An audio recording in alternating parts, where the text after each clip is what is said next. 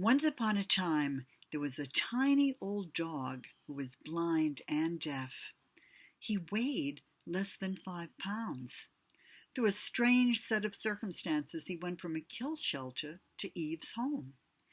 Now, before Eve adopted him, she was told that he was a little love bucket. Some love bucket. This tiny dog bit Eve every time she tried to touch him. But Eve refused to give up on this tiny dog. The dog's name was Jojo, but since he was deaf and couldn't hear when his name was being called, Eve nicknamed him Jaws. That's because the tiny dog never broke Eve's skin when he bit her, only the blood vessels beneath her skin. For a tiny dog, he had some powerful jaws. Eve even tried holding salami in her hands before picking him up, but all the tiny dog did was grab the meat and then bite Eve even harder.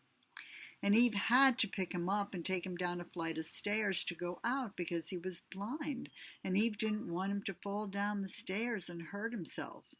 Well, Eve had some colorful rainbow hands with many, many black and blue and yellow and red and purple and green sore spots.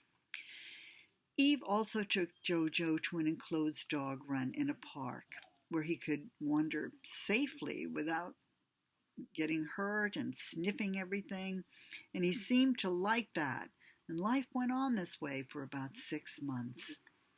Then one day, when it was time to leave the dog park, Eve went to pick up the tiny dog, anticipating another bite, but the tiny dog wagged his tail and licked her hand. And on that day, Eve nicknamed him her Helen Keller dog, because on that day, this tiny, old, blind and deaf dog understood that touch meant love. And the tiny dog named Jojo never bit Eve again.